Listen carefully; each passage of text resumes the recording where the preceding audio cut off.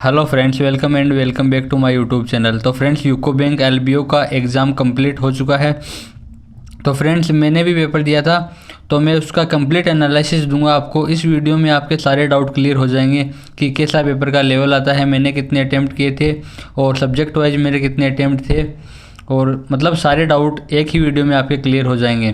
तो फ्रेंड्स, मैंने total 111 attempt किए थे। 155 में से टोटल 155 क्वेश्चन थे। और आपको एक अमेजिंग पॉइंट पहले ही बता देता हूँ कि सारे सब्जेक्ट में मतलब टाइमिंग ज़्यादा थी। मतलब ऐसे लग रहा था कि टाइम बहुत ज़्यादा है पेपर में।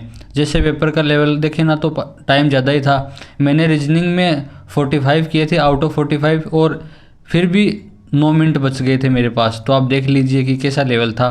तो चलिए आपको सेक्शनल अटेम्प्ट बताता हूँ मेरे। देन फ्रेंड्स, सबसे पहले रीजनिंग सेक्शन की बात करते हैं। तो रीजनिंग में मैंने 45 आउट ऑफ 45 किए थे, जो कि टोटल 60 मार्क्स के थे। तो फ्रेंड्स, इसका लेवल इजी ही था, मतलब बहुत इजी बोल सकते हैं आप। और क्योंकि टाइम भी बहुत ज़्यादा था, 60 मिनट मिले थे 45 क्वेश्चन के लिए, तो आप देख लीजिए। और इसमें सिर्फ direction, distance and blood relation ही मेंस लेवल का था। उसके अलावा सारे क्वेश्चंस प्री लेवल के थे, और प्री भी क्लर्क प्री के क्वेश्चन थे। पीओ प्री के तो सिर्फ एक पजल आई थी जो वेरिएबल बेस्ड थी, उसके अलावा वेरिएबल बेस्ड पजल भी नहीं थी, और 3-4 थी बिना वेरिएबल के। उसके अलावा चाइनीज कोडिंग थी। चाइनीज कोडिंग देखने पर मेंस लेवल की लग रही थी, लेकिन वो प्री लेवल की ही थी। उसके अलावा सिलोजिज्म, इनइक्वालिटी प्री लेवल के थे, और अल्फा न्यूमेरिक सीरीज थी, और वर्ड फॉर्मेशन थे। तो फ्रेंड्स, ये था रीजनिंग का सेक्शन, जो कि बहुत ही इजी था। तो चलिए हम नेक्स्ट सेक्शन की बात करते हैं। फ्रेंड्स, क्वांट की बात करते हैं। तो क्वांट में मैंने 29 अटैम्प्ट किए थे आउट ऑफ 35। ये भी 60 मार्क्स के थे, और इसमें टाइम था 45 मिनट्स। तो फ्रेंड्स, इसमें थोड़ा टाइमिंग का इशू था, इसी भी सेक्शन में मुझे थोड़ी टाइमिंग की कमी महसूस हुई, इसके अलावा किसी में नहीं हुई। और इसमें लेवल इजी टू मॉडरेट ही था। इसका भी 3 DI थी, एक 6 मार्क्स की थी और 2 5-5 मार्क्स की थी। उसके अलावा नंबर सीरीज थी, 5 क्वेश्चन थे। उसके अलावा अर्थमेटिक थे 14 क्वेश्चन। तो ये इजी टू मॉडरेट था। तो चलिए नेक्स्ट सेक्शन की बात करते हैं। देन फ्रेंड्स, इंग्लिश की बात करते हैं। तो इंग्लिश में मैंने 30 आउट ऑफ 35 अटैम्प्ट किए थे, और ये टोटल 40 मार्क्स का था, और इसमें टाइम भी 40 मिनट ही थे। तो फ्रेंड्स, इसका लेवल था इजी टू मॉडरेट, और इसमें रीडिंग कॉम्प्रिहेंशन था, पैराजम्बल थे, मिसफेल्ड थे, सेंटेंस इंप्रूवमेंट थे, और PQRS थे।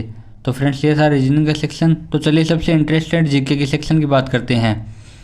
फ्रेंड्स, जीए में मैंने सिर्फ 7 अटैम्प्ट किए थे, क्योंकि फ्रेंड्स मैंने रिवीजन नहीं किया था जीए का। जीए के क्वेश्चन इजी ही थे, और मुझे लग भी रहा था कि ये पढ़े हुए हैं, लेकिन मैंने रिवीजन नहीं किया था, इसलिए 2 ऑप्शन में मैं कंफ्यूज था बहुत सारे क्वेश्चन में। तो मैंने वो अटैम्प्ट नहीं किए, क्योंकि मैंने सोचा नेगेटिव मार्किंग से अच्छा है कि अटैम्प्ट ही नहीं करते हैं।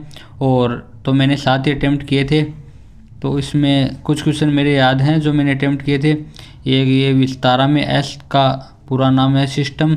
उसके अलावा PR सीरीजेस किस खेल से संबंधित है? हॉकी से संबंधित है। अंडर 19 वुमेंस T20 इंडिया ने किसे हराकर चैम्पियन बनी थी? तो ये है दक्षिण अफ्रीका। उसके अलावा IPL स्पॉन्सर कंपनी कौन सी है? तो ये है टाटा। और ICC हॉल ऑफ फेम में 2 क्रिकेटर के नाम दिए थे, और तीसरा पूछा था तो वो एलेक्स टर्को होता। और उसके अलावा ये क्वेश्चन था कि 16 वर्ष से कम आयु के बच्चों के लिए किस देश ने सोशल मीडिया बैन कर दी थी? तो ये है ऑस्ट्रेलिया, जो पहले NICL असिस्टेंट की एग्ज़ाम में भी पूछा गया था। वो भी मैंने दी थी मेंस की, तो उसमें भी पूछा गया था। और एक ये शास्त्रीय भाषा, पहली शास्त्रीय भाषा कौन सी है? तो ये है तमिल। तो फ्रेंड्स, ये था कंप्लीट एनालिसिस। अब भी अगर कोई डाउट रह गया है तो कमेंट सेक्शन में आप पूछ सकते हैं। तो फ्रेंड्स, मिलते हैं नेक्स्ट वीडियो में। तब तक के लिए धन्यवाद। आपका दिन शुभ रहे।